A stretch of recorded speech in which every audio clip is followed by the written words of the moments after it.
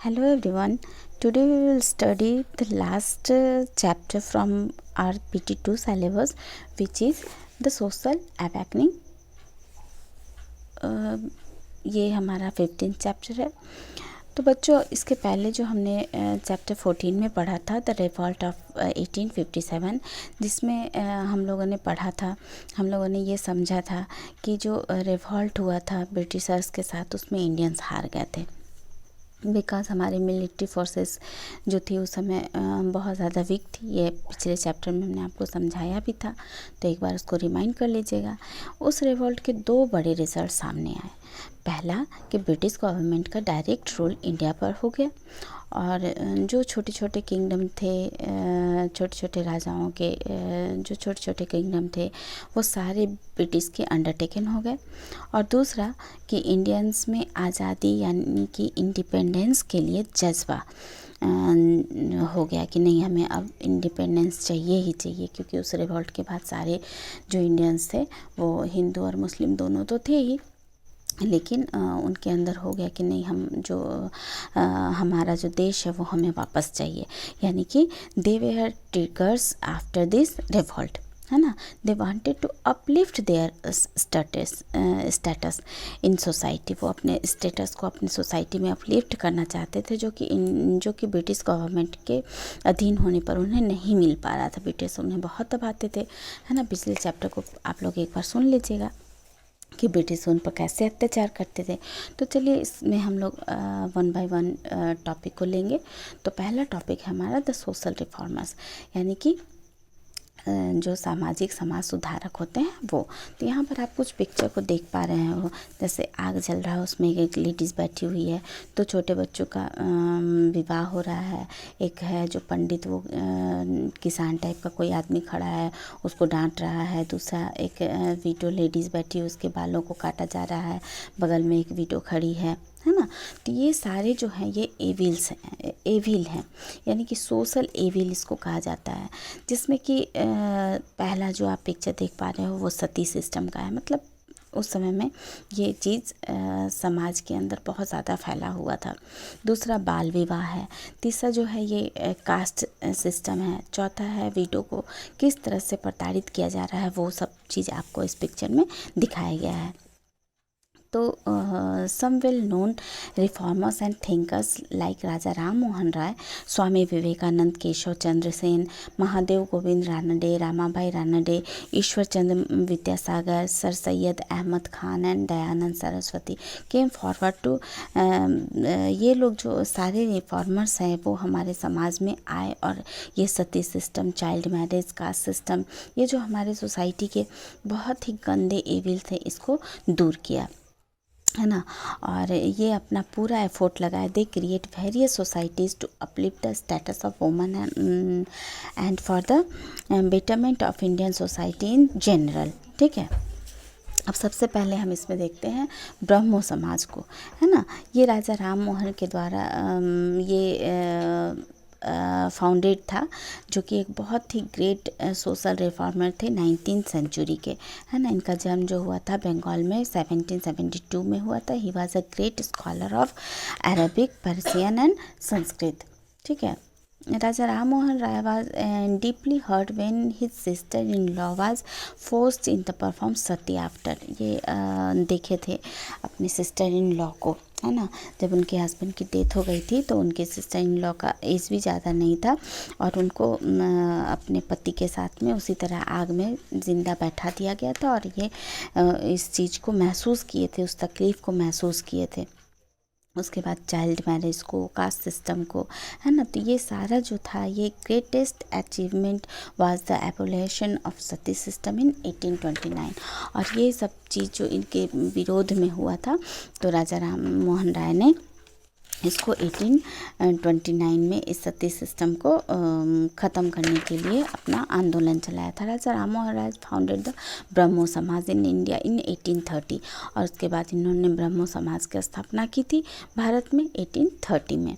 ठीक है, और उसके बाद हम आते हैं वेद समाज के बारे में। तो Keshav Chandra Sen and Maharshi Devendra Thakur purchase the principal of the Brahmo Samaj, है ना। इन दोनों ने मिलकर ब्रह्मो समाज की स्थापना की थी 1864 में। केशव चंद्र सेन फाउंडेड द वेद समाज इन एट मद्रास जो कि चेन्नई कहलाता था, वहाँ पर इन्होंने वेद समाज की स्थापना की थी, which followed the aims of objective and Brahmo Samaj. K S Naidu was also the promoter and leader in the Veda Samaj. इनके के एस नायडू भी इनके साथ में वेद समाज के लीडर थे। उसके बाद आ गया प्रार्थना समाज। इन 1868 में महादेव गोविंद रानाडे फाउंडेड द प्रार्थना समाज एट बॉम्बे, जो कि पहले मुंबई कहलाता। Govind Ranade was a social reformer. ये भी जो थे वो गोविंद रानाडे वो भी सोशल रिफॉर्मर थे, और इन्होंने education of women, window remarriage and abolition of the purdah system, इन्होंने इसका विरोध किया था कि पहले जो विडो रीमैरिज यानी कि पहले तो बहुत बचपन में ही बच्चों की शादी कर दी जाती थी, तो अगर कोई बच्ची विडो हो जाती थी तो फिर उसको समाज बहुत बुरे तरीके से देखता था। तो इनका कहना था कि नहीं, ये समाज से इस रीत को हटा देना चाहिए, और उस विधवा की उसमें कोई गलती नहीं होती है, तो उसमें उस विधवा को भी फिर से रीमैरिज करनी, जैसे मर्द की शादी दोबारा हो जाती है उसी तरह से उस विधवा औरत की भी शादी दोबारा हो जाना चाहिए। और पर्दा सिस्टम भी समाज में बहुत ज़्यादा था, तो इसको भी हटा देना चाहिए, और विमेंस को एडुकेशन भी देना चाहिए, जिससे वो अपने हक के लिए भी खड़ी हो सके। फिर उसके बाद इसी में Ramabai Ranade holds a place of the pride among the women society reformers. इसी में रमाबाई रानाडे आती है, जो वुमेन के सोशल रिफॉर्मर के रूप में आगे आई थी, और इन्होंने पूना सेवा सदन की स्थापना की थी, जो कि सिर्फ girls were trained as nurse, वहाँ पर नर्सों की ट्रेनिंग दी जाती थी। और it also work for the welfare of orphan and widows, और ये सारी गर्ल्स जो थी वो ऑर्फन्स और विडोज़ की के लिए ही वर्क करती थी। नेक्स्ट हम देखते हैं आर्य समाज, है ना। तो इसके आर्य समाज के संस्थापक या फाउंडर जो थे वो राजा राम मोहन राय थे एंड महादेव गोविंद रानाडे दोनों थे, है ना, जो कि इन्फ्लुएंस हुए थे यूरोपियन कल्चर से। और इन्होंने ये जो सोशल रिफॉर्मर जो थे ये बहुत स्ट्रॉन्ग बिलीव करते थे भारत के कल्चर पर एंड कस्टम पर, है ना, और they based their reformers on Indian culture. Swami Dayanand Saraswati found the Arya Samaj in 1875, और इसके जो फाउंडर थे वो थे स्वामी दयानंद सरस्वती। 1875 में इसकी स्थापना की गई थी। He was a great scholar of Sanskrit and studies the religious book deeply. ये जो स्वामी दयानंद सरस्वती थे ये संस्कृत के स्कॉलर थे, और इन्होंने जो रिलीजियस यानी धार्मिक बुक जो हुआ करती थी उनको बहुत डीपली तक पढ़ चुके थे। ही believe that Vedas from the base of the Hindu religious, और उनका मानना था कि वेद जो है वो बेस है हिंदू रिलीजियंस का, हिंदू धर्म का। Their basic principle are not followed. He opposite casteism, है ना, और ये इसका जो बेसिक है वो कास्ट सिस्टम को फॉलो नहीं करता है। Idol worship, discrimination between man, religion, superstition, ये सब इनका मानना था कि इन वेद में ये सब चीज़ नहीं लिखा है कि आप डिस्क्रिमिनेशन यानी भेदभाव करो, कास्टिज्म करो, विमेन को इतना तकलीफ़ दो, है ना। और इनका बिलीव था one God and did not believe in religious superstition, और ये अंधविश्वास पर विश्वास नहीं करते थे, है ना। जैसे कि थंडर होता है तो भाई गॉड को क्रोध आता है इसलिए लाइटनिंग होती है, थंडर होती है, या बिल्ली रास्ता काट दिया, इस तरह का ये जो अंधविश्वास था इस पर ये विश्वास नहीं करते थे। He wrote a famous book called the Satyarth Prakash. इन्होंने एक बहुत ही फेमस बुक लिखा जिसका नाम था Satyarth Prakash, based on the philosophy of Vedas, जो वेद के ऊपर में, वेद के फिलॉसफी के ऊपर में डिपेंड था, है ना। और उसके बाद में हम आते हैं रामकृष्ण मिशन के ऊपर में। तो Swami Ramakrishna was a priest in a temple near Calcutta. He was a strong supporter of Indian culture and believed that the religions were based on truth and peace. जो स्वामी रामकृष्ण थे वो एक प्रिस्ट थे, है ना, कलकत्ता के बगल में एक टेम्पल थी उसमें, और ये बहुत ही सपोर्टर, बहुत स्ट्रॉन्ग सपोर्टर थे भारतीय कल्चर के, और उनका विश्वास था धर्म पर और सच और शांति पर, है ना। Narendranath Datta was the disciple who strongly believed in his ideology. He later famous with Swami Vivekananda. और स्वामी विवेकानंद जो थे उनको माना जाता है कि वो स्वामी रामकृष्ण के चेले थे, और उनका बचपन का नाम था नरेंद्रनाथ दत्ता, है ना, जिनको हम स्वामी विवेकानंद के नाम से जानते हैं। उन्होंने ये सारा कैरी किया अपने गुरु का, है ना। और Swami Vivekananda established the Ramakrishna mission 1897 में, और उन्होंने 1897 में रामकृष्ण मिशन की स्थापना की in the honour of his guru, अपने गुरु रामकृष्ण के लिए, है ना। The mission contribute lot of new awakening by the preaching Indian spiritualism. Even today the mission is working toward the welfare of mankind by opening educational institution, hospital, orphanage वगैरह वगैरह। और आज भी ये रामकृष्ण मिशन काम करती है ना, ऑर्फन की सेवा करती है, हॉस्पिटल्स हैं इनके, है ना, और मैनकाइंड के लिए काम करती है। नेक्स्ट हम आते हैं रिफॉर्मर इन मुस्लिम सोसाइटी। अब मुस्लिम सोसाइटी के रिफॉर्मर के बारे में अगर हम बात करते हैं तो सबसे पहले हमारा नाम आन जाता है सर सैयद अहमद खान के ऊपर। ये इन्होंने support of the British to improve the women and the purdah system, है ना। ये पर्दा सिस्टम और मुस्लिम जो वीमेंस थी उनके इम्प्रूवमेंट के लिए काम किया था ही। और उन्होंने इनके एजुकेशन के लिए was very important to change in the society. उन्होंने मुस्लिम के एजुकेशन के लिए लड़ाइयाँ लड़ी थी, जो कि सोसाइटी में बहुत ही ज़्यादा उस समय सोसाइटी में ऐसा मुश्किल था, लेकिन उसके लिए उसको चेंज करना एक बहुत बड़ा, मतलब आप समझ लीजिए कि बहुत बड़ा चैलेंज था उनके लिए, है ना। He set up Mohammedan Anglo Oriental College in 1875 at Aligarh. इन्होंने ये 1875 में खोला अलीगढ़, और आज के डेट में हम अलीगढ़ मुस्लिम यूनिवर्सिटी के नाम से उसको जानते हैं, है ना। The Muslim society so that Muslim women could also get access to higher education, जिसमें ये लोग हायर एजुकेशन को प्राप्त कर सके। उसके बाद नेक्स्ट आता है सर सैयद अहमद सरिस्तुल्ला। Also work toward the reformation of the Muslim society. इन्होंने भी मुस्लिम सोसाइटी के लिए काम किया था, उसके उत्थान के लिए काम किया था। उसके नवाब अब्दुल लतीफ़ की बात अगर हम करें तो ये भी एक मुस्लिम रिफॉर्मर थे who work in favour of modernism in the Muslim society.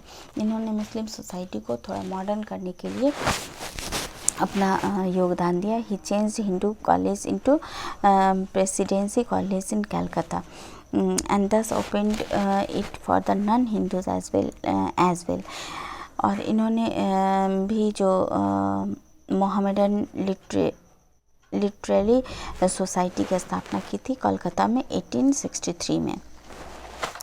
फिर हम नेक्स्ट चलते हैं, ये तो हो गए रिफॉर्मर के बाद। अब हम चलते हैं द पॉलिटिकल रिफॉर्मर की तरफ, है ना। तो पॉलिटिकल रिफॉर्मर क्या है? जो राजनीतिक समाज सुधारक जिनको हम कहेंगे वो हैं। तो इसमें आता है सबसे पहले हमारा टॉपिक इंडियन नेशनल कांग्रेस का, जिसको हम शॉर्ट फॉर्म में INC कहते हैं। The Indian National Congress was the founded by A.O. Hume। It was formed as Indian National Union, है ना। ये A.O. Hume के द्वारा बनाया गया था। which assumed the name of Indian National Congress in the year 1885 at the conference held in Bombay। और जब बॉम्बे में कॉन्फ्रेंस हुआ तो इसको हमने इसको इंडियन नेशनल कांग्रेस का नाम दिया।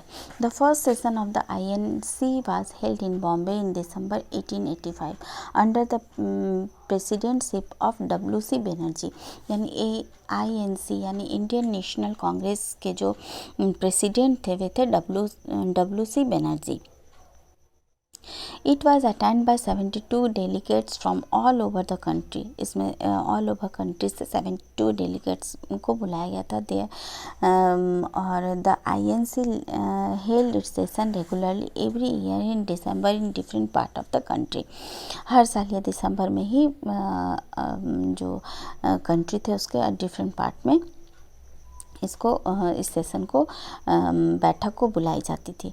It became very popular with the Indians. और इसके चलते ये इंडिया में काफ़ी पॉपुलर हो गया था। इसके जो मेन एम्स थे वो था सबसे पहला कि bringing leaders from different part of the country together.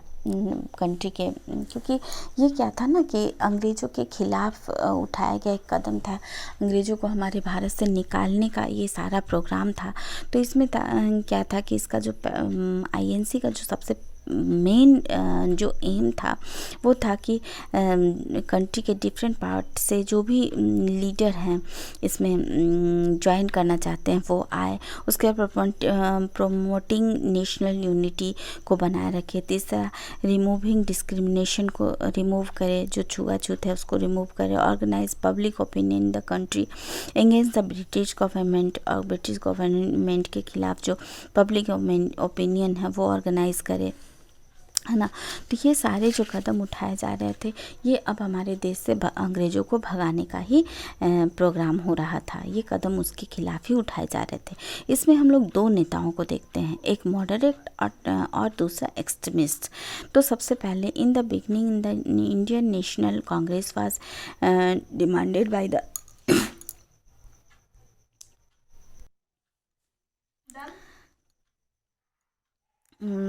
by the leaders who always used very soft language while putting their demands, है ना। इसमें कुछ जो नेता थे वो उनको हम मॉडरेट्स कहते हैं। क्यों मॉडरेट्स कहते हैं? क्योंकि ये जो इनका जो डिमांड था अपने देश के लिए अंग्रेज़ों से, वो बहुत ही एकदम सॉफ्ट लैंग्वेज में उनसे बातचीत करते थे। और भाई हमें ऐसा चाहिए, आप हमें ऐसा करके दो, है ना, इस तरह का। उसमें कौन कौन आते हैं, कौन कौन से लीडर आते हैं? तो उसमें आते हैं WC बनर्जी जो कि प्रेसिडेंट थे, है ना, INC के। उसके बाद दादा भाई Nehru ji, SN Banerjee, G Subramaniam Iyer, JK Gokhale और बदरुद्दीन तैयबी, MG रानाडे, ये सब जो थे ये मॉडरेट लीडर थे, क्योंकि ये अपनी बातों को अंग्रेज़ों के सामने बिल्कुल सॉफ्टली रखते थे, है ना। जो कि अंग्रेज इसका महत्व कुछ भी नहीं देते थे, लेकिन इनका मानना था कि नहीं, सॉफ्ट कॉर्नर रख के हमें अपना चीज़, अपना देश हमको वापस चाहिए, इस तरह से। They felt that Indian was not ready to complete independence. They thought it more appropriate to put some demands which would be acceptable to British government. Their demands were simple and modest. इनका demand क्या क्या था? तो a large share in the administration of the country. हमारे country में जो है हमको बहुत बड़ा शेयर चाहिए एडमिनिस्ट्रेशन में, है ना। कॉन्स्टिट्यूशनल चेंज चाहिए कि people were not given prefer over coloured. जो कलर्ड के लिए जो डिस्क्रिमिनेशन होता था कि हम गोरे हैं तो उसी में आप से हमको छुआछूत रखना है, हम लोग गोरे लोग बहुत अच्छे हैं, आप लोग काले हैं, आप लोग ठीक नहीं हैं, है ना। इंडियन रेलवे में हमारा पहला स्थान होगा। ये सब जो था ये इनका डिमांड था, मैंने अंग्रेज़ों का करना था। तो वही इनका कहना था कि नहीं, ये सब डिस्क्रिप्शन को हटाओ। Independence and fair judicial system for all, है ना। सबों के लिए जो जुडिशियल सिस्टम हो, अंग्रेज हो, हिंदू हो या भारतीय हो, उन सब के लिए एक ही होना चाहिए। ये सब इनका डिमांड था, जो कि ये बहुत ही एकदम प्यार से सॉफ्टली अंग्रेज़ों के सामने रखते थे, जिसका कोई महत्व नहीं होता था। लेकिन इसके ही दूसरे रूप में कुछ एक्सट्रीमिस्ट जो थे वो आए जिनका मानना था, है ना, कि इसी में जो थे Congress leaders felt that only humble request and demands would not bring any result. ये जो हम्बल और रिक्वेस्टफुली जो डिमांड है इसका कोई फ़ायदा नहीं होता है। तो they felt that the British government would not give power to the Indians in the administration until strong step were taken. जो वो हमारे जो लीडर्स हैं वो जो डिमांड कर रहे हैं, ये सारा डिमांड अंग्रेज़ मान नहीं रहे हैं, तो इसके लिए हमें कुछ स्ट्रॉन्ग कदम उठाना चाहिए अंग्रेज़ों के खिलाफ, है ना। They believe that the strong action is strong language. उनका मानना था कि नहीं, इन अंग्रेज़ों के खिलाफ में आप स्ट्रॉन्ग एक्शन लीजिए और स्ट्रॉन्ग लैंग्वेज उठाइए कि नहीं, आपको करना ही पड़ेगा, आपको करना ही होगा, है ना। और मतलब एक लड़ाई की तरह। तो इसमें इनको कहा गया था एक्सट्रीमिस्ट। तो इसमें कौन कौन लीडर थे? तो पहले थे लाला लाजपत राय, दूसरा जो पंजाब के थे, दूसरा थे बाल गंगाधर तिलक जो कि महाराष्ट्र के थे, और तीसरे थे बिपिन चंद्र पाल जो कि बंगाल के थे, है ना। और इनको हम एक्सट्रीमिस्ट कहते हैं क्योंकि ये गरम दल के नेता, है ना। गरम दल के नेता मतलब इनको तुरंत गुस्सा आ जा रहा है कि आप इस तरह से, एक नरम दल हो गया जिनको हम मॉडरेट्स कहते हैं, और दूसरा हो गया गरम दल जिसको हम एक्सट्रीमिस्ट कहते हैं। तो इसको हम यहाँ पर एक क्विक क्विज दिया हुआ है। Which 3 Congress leaders were popularly known as Lal Bal Pal. तो लाल से हो गया लाला लाजपत राय, बाल से हो गया बाल गंगाधर तिलक, और पाल से हो गया बिपिन चंद्र पाल। तो इस तरह से इन दो नेताओं ने दो तरह के नेताओं ने पॉलिटिकल रिफॉर्मर को उठाया, और इस तरह से हमारी आज़ादी की लड़ाई की शुरुआत तो 1857 में ही हो चुकी थी, और इस तरह से युद्ध लड़ते लड़ते हमने अपनी आज़ादी को पाया। तो आई होप कि ये चैप्टर आपको समझने में मदद करेगा, लेकिन इसके पहले आप पहले वाला चैप्टर द रिवॉल्ट ऑफ 1857 को भी समझ लीजिएगा, और इसके बाद से आपका क्वेश्चन आंसर हो जाएगा और हमारा PT2 का सिलेबस कंप्लीट हो जाएगा। उसके बाद आपको धीरे धीरे जो है वो रिवीजन वगैरह भेजा जाएगा, बताया जाएगा। तो बाय, गुड वेल।